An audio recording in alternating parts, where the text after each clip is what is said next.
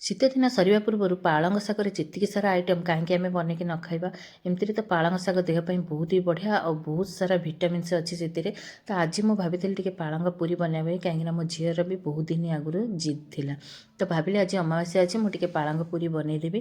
ତା ସହିତ ଚଣା ମସଲା ତ ଖାଇବା ପାଇଁ ତ ବହୁତ ହି ବଢ଼ିଆ ଲାଗିବ। ଆଜି ଯେହେତୁ ଅମାବାସ୍ୟା, ଘରକୁ ପାଳଙ୍ଗ ଶାଗ ପଳେଇ ଆସିଥିଲା, ତାକୁ ତରକାରୀ ବା ଭଜା ନ କରିକି ଏମିତିରେ ତ ପାଳଙ୍ଗ ଶାଗର ତରକାରୀ ଭଜା ଆଇଟମ୍ ବହୁତ ସାରା ଆମର ଘରେ ଖିଆ ସରିଲାଣି। ଲାଷ୍ଟକୁ ଏଇଟା ହିଁ ଥିଲା, ମୁଁ ଭାବିଲି ଏଇଟାକୁ ଟିକେ ବନେଇନେବି। ତ ଦେଖନ୍ତୁ, ତାକୁ ପ୍ରଥମେ ତାକୁ ଗ୍ରାଇଣ୍ଡର ଜାର୍ରେ ସବୁ ଧୁଆଧୁଇ କରି ଚୁନ ଚୁନ କରି କାଟିକି ଦେଇନେଲି। ସେଥିରେ ଦୁଇ ତିନିଟା କଞ୍ଚା ଲଙ୍କା ଆଉ ଏଇଠି ଦେଇଦେଇଛି ଅଦା। ଆପଣମାନେ ଚାହିଁଲେ ଯଦି ଅମାବାସ୍ୟା ନ କରୁଛନ୍ତି ତ ସେଥିରେ ଆପଣମାନେ ରସୁଣ ବି ଆଡ଼୍ କରିପାରିବେ।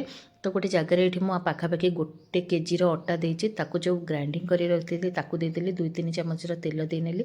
ଏଠିକି ହାତରେ ଟିକେ କ୍ରସ୍ କରି ଜୁଆଣି ଦେଇଦେଇଛି। ଜୁଆଣିଟା ଦେହ ପାଇଁ ବହୁତ ଭଲ, ତାର ସ୍ମେଲ୍ ବି ଭଲ ଆସିଥାଏ, ଡାଇଜେଷ୍ଟ ବି ମଧ୍ୟ କରିଥାଏ। ଦେନ୍ ତାକୁ ଅଳ୍ପ ଅଳ୍ପ ପାଣି ଦେଇକି ଆମେ ଏମିତି ପୁରା ଡୋଟାକୁ ବନେଇ ନେବା। ତାକୁ କିଛି ସମୟ ପାଇଁ କଭର କରି ଛାଡ଼ିଦେବା। ଛାଡ଼ି ସାରିଲା ପରେ ଡୋଟାକୁ ପୁରା ଅଟା ଗୁଳାଠୁ ଛୋଟ ଛୋଟ ସାଇଜ୍ର ଆମେ ଏଠି ପୁରୀର ଗୁଲା ବନେଇବା। ସେଥିରେ ଟିକେ ତେଲ ଦେଇକି ତାକୁ ମଧ୍ୟ କିଛି ସମୟ ପାଇଁ କଭର କରି ରଖିନେଲି, ଯାହାଫଳରେ ସେଇଟା ଟିକେ ସଫ୍ଟ ହେଇଯିବ। ତା ଭିତରେ ଏପଟେ କଡ଼େଇ ବସାଇ ନେଲି, ତେଲ ଦେଲି। ଗରମ ହେବା ଭିତରେ ମୁଁ ଏଠି ଗୋଟେ ଗୋଟେ ବେଲି ଦେଲି। ତ ଆପଣମାନେ ଯଦି ଏମିତି ବେଲିବା ପାଇଁ ଅଧିକ ପରିଶ୍ରମ ନ କରିବା ପାଇଁ ଚାହୁଁଛନ୍ତି, ତାହେଲେ ବଡ଼ ସାଇଜ୍ର ରୁଟି ଟାଇପ୍ର ବେଲି ଦେଇକି ତାକୁ କଟର ସାହାଯ୍ୟ ହେଉ ବା କିଛି ତାଟିଆ ସାଇଜ୍ରେ ଆପଣ ଆକୁ କାଟିକି ବି ଛାଣିପାରିବେ। ତାର ସେପ୍ ବି ବହୁତ ହି ବଢ଼ିଆ ଆସିବ। ତା ଭିତରେ ପାଳଙ୍ଗ ପୁରୀ ହେଉଛି ମାନେ ତାକୁ କିଛି ମସଲାର ଆଇଟମ୍ ହେଇଥିଲେ ହିଁ ଖାଇବା ପାଇଁ ବହୁତ ବଢ଼ିଆ ଲାଗେ।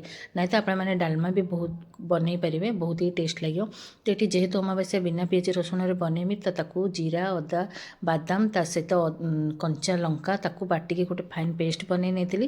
ଦେନ୍ ଏଠି ତେଲ ଦେଲି, ଫୁଟଣ ଫୁଟିଗଲା ପରେ ସେ ମସଲାକୁ ଦେଇଦେଲି। ଏଠି ହଳଦୀ ଗୁଣ୍ଡ, ଲଙ୍କାଗୁଣ୍ଡ, ଜିରା ଗୁଣ୍ଡ, ଧଣିଆ ଗୁଣ୍ଡ ତା ସହିତ କରି ମସଲା ଦେଇକି ତାକୁ ଭଲସେ କଷି ନେଲି। କଷି ସାରିଲା ପରେ ଗୋଟେ ବଡ଼ ସାଇଜ୍ର ଟମାଟୋ ବି ମଧ୍ୟ ଦେଇ ସାରିକି ଏଠି ଆଳୁ ମଟର ବି ମୋର ବଢ଼ିଆ ସେ ସିଝି ଯାଇଛି।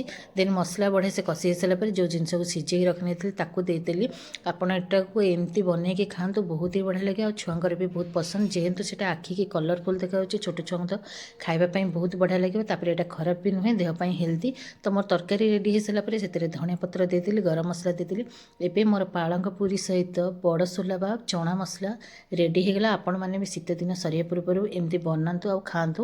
କେମିତି କ'ଣ ଲାଗିଲା ନିଶ୍ଚିନ୍ତ କମେଣ୍ଟରେ ଜଣାନ୍ତୁ। ଯଦି ମୋ ଚ୍ୟାନେଲ ଆପଣମାନେ ନୂଆ ଅଛନ୍ତି ସବସ୍କ୍ରାଇବ୍ କରନ୍ତୁ। ଫେସବୁକ୍ ପେଜ୍ରେ ଦେଖୁଥିଲେ ଫଲୋ ତ ନିଶ୍ଚୟ କରିବେ। ରହିଲି, ବାଏ ବାଏ, ଜୟ ଜଗନ୍ନାଥ। ପୁଣି ଦେଖା ହେବ ନେକ୍ସଟ ଭିଡ଼ିଓରେ।